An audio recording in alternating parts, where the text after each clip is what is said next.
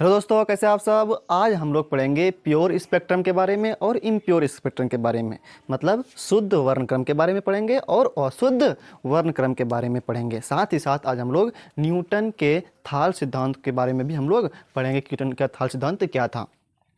हम लोग पिछले वीडियो में पढ़े थे कि वर्ण विक्षेपण क्या होता है या खतरे के निशान को दिखाने के लिए लाल रंग का प्रयोग करते हैं क्यों। अगर उन वीडियोस को आप नहीं देखे हैं तो यहाँ पे आई बटन आता होगा, वहाँ से उन वीडियो को आप देख सकते हैं। और उसमें से ऑब्जेक्टिव भी याद रखिएगा आप लोग कि अगर वर्ण विक्षेपण होता है तो सबसे ज़्यादा रंग कौन सा मुड़ता है और सबसे रंग कौन सा कम मुड़ता है। तो सबसे ज़्यादा रंग मुड़ता कौन है? बैगनी। और सबसे कम कौन मुड़ता है? लाल मुड़ता है। आपसे पूछा जाएगा, बताइए सबसे ज़्यादा विचलन किस रंग का होता है? तो सबसे ज़्यादा विचलन होता है बैगनी रंग का, और सबसे कम विचलन जो होता है वो होता है लाल रंग का, क्योंकि लाल रंग कम मुड़ता है। ठीक। अगर और पूछा जाए ऑब्जेक्टिव के रूप में कि बताओ कि सबसे ज़्यादा तरंगदैर्घ्य किस रंग का होता है, तो बोलना है लाल रंग का सबसे अधिक तरंगदैर्घ्य होता है, और सबसे कम तरंगदैर्घ्य किसका होता है? तो बैगनी का। आज हम लोग पढ़ेंगे, क्या पढ़ेंगे? शुद्ध वर्णक्रम मतलब प्योर स्पेक्ट्रम के बारे में पढ़ेंगे। स्पेक्ट्रम, प्योर स्पेक्ट्रम, शुद्ध वर्णक्रम या शुद्ध स्पेक्ट्रम बोल सकते हैं। स्पेक्ट्रम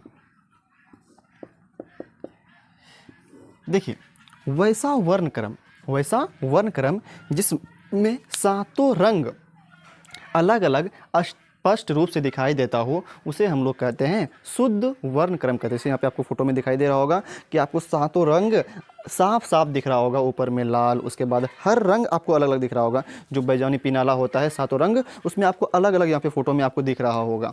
तो अगर वैसा वर्णक्रम हो जिसमें सातों रंग अलग अलग स्पष्ट रूप से साफ साफ दिखाई देता हो, स्पष्ट दिखाई देता हो, वैसे वर्णक्रम को हम लोग कहते हैं शुद्ध वर्णक्रम कहते हैं, प्योर स्पेक्ट्रम कहते हैं। प्योर स्पेक्ट्रम में क्या होगा कि जब वैसा वर्णक्रम होता है इसमें कि सातों रंग अलग अलग आपको साफ साफ दिखाई देगा, स्पष्ट रूप से दिखाई देगा। तो क्या लिखेंगे? वैसा वर्णक्रम या स्पेक्ट्रम जिसमें सातों रंग अलग अलग स्पष्ट रूप से दिखाई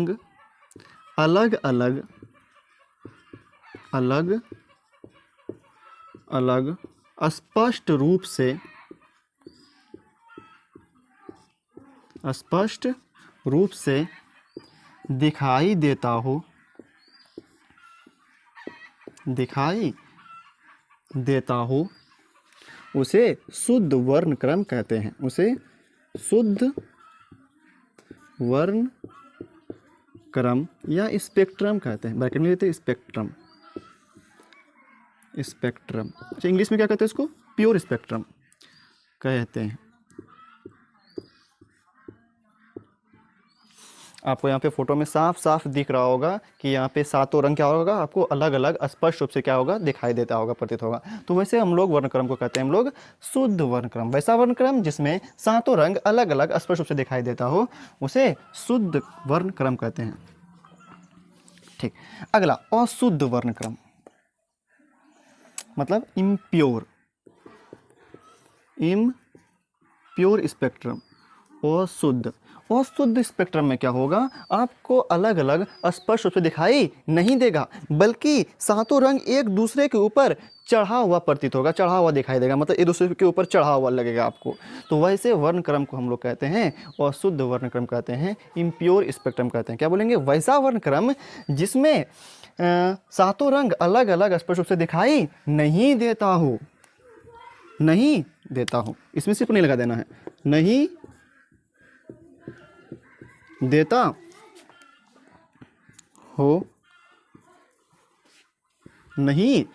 हो, सभी रंग, ऐसे लिखेगा, सभी रंग एक दूसरे के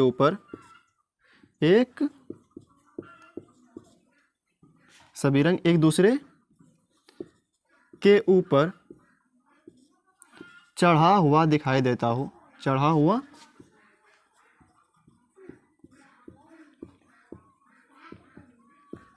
दिखाई देता हो, उसे अशुद्ध वर्ण क्रम कहते हैं, उसे अशुद्ध वर्ण क्रम कहते हैं, उसे अशुद्ध वर्णक्रम कहते हैं या स्पेक्ट्रम कहते हैं। यहाँ पे आपको फोटो भी दिखाई दे रहा होगा कि इसमें प्रिज्म से जब गुजारा जाता है तो सातों रंग क्या हो रहा है इसमें कि एक दूसरे के ऊपर चढ़ावा दिखाई दे रहा है। आपको पता ही नहीं चलेगा कि कौन सा कौन कौन इसमें रंग है। लेकिन पहले वाला जो शुद्ध वर्णक्रम था उसमें आपको साफ साफ दिख रहा था सातों रंग का पट्टी जो था उसमें सातों रंग आपको साफ साफ स्पष्ट रूप से दिखाई दे रहा था। लेकिन अशुद्ध वर्णक्रम में क्या होता है कि साफ साफ मतलब स्पष्ट रूप से दिखाई नहीं देता है, एक दूसरे के ऊपर चढ़ा हुआ रंग ऐसा लगता है, चढ़ा हुआ रंग रहता है। तो अगर चढ़ा हुआ रंग हो एक दूसरे के ऊपर तब वैसे वर्णक्रम को हम लोग कहते हैं अशुद्ध वर्णक्रम। इंग्लिश में कहते हैं हम लोग इसको इम्प्योर स्पेक्ट्रम। ठीक, इसको आप लिख लीजिए, लिख लिए।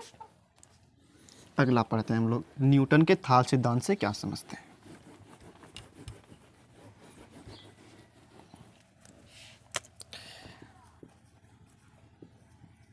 न्यूटन के थाल सिद्धांत।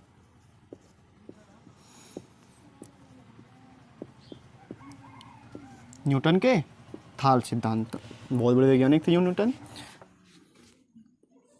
न्यूटन का थाल सिद्धांत देखेंगे अब हम लोग। न्यूटन साहब ने क्या किया, एक वृत्ताकार प्लेट लिया। क्या लिया उन्होंने, एक वृत्ताकार प्लेट लिया। वृत्ताकार क्या लिया उन्होंने, एक प्लेट लिया और उसको क्या किया, समझिए वृत्ताकार है, ठीक, वृत्ताकार प्लेट लिया और इन्होंने क्या किया, 7 असमान भागों में इसको बांट दिया। 7 असमान भागों में क्या कर दिया, इसको बांट दिया। 1 2 3 4 5 6, एक और 7 असमान भागों में क्या कर दिया उन्होंने, बांट दिया। और इन 7 असमान भागों में क्या कर दिया उन्होंने, रंग भर दिया। क्या कर दिया, रंग भर दिया। एक वृत्ताकार प्लेट लिया, उसको 7 असमान भागों में बांट दिया और 7 भागों में क्या कर दिया उन्होंने, रंग भर दिया। 7 रंग क्या कर दिया उन्होंने, भर दिया और तेजी से घुमाया। जब घुमाया तो उन्होंने देखा कि ये रंगीन जो प्लेट था, 7 रंग जो इसमें था, तब वो क्या हो गया, श्वेत दिखाई देने लगा उसको। न्यूटन साहब को क्या दिखाई देने लगा, श्वेत दिखाई देने लगा। इसका मतलब ये हुआ कि उन्होंने बताया कि हम 7 अलग अलग रंग लिए थे और उसको घुमाए तो ये श्वेत दिखाई दे रहा है। इसका मतलब ये है कि श्वेत प्रकाश, श्वेत रंग 7 रंगों के मिलने से बना होता है। श्वेत रंग कितने रंगों से मिलकर बना होता है, 7 रंगों के मिलने से बना होता है।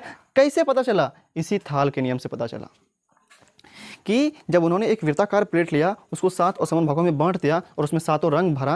अब नाम भी रख देते हैं हम लोग, मतलब बैगनी भरा, जामुनी भरा, नीला, हरा, पीला, नारंगी, लाल भर दिया। ठीक, तो 7 रंग जब भरा तो रंगीन प्लेट जो ये बन गया, इसको जब घुमाया तो इसको रंगीन दिखाई देना चाहिए था, लेकिन नहीं, क्या होगा, 7 रंग ये श्वेत दिखाई देने लगा। क्या दिखाई देने लगा, श्वेत दिखाई देने लगा। इसका मतलब ये है कि यहाँ से निष्कर्ष निकाला गया कि श्वेत प्रकाश जो होता है वो 7 रंगों के मिलने से बना होता है।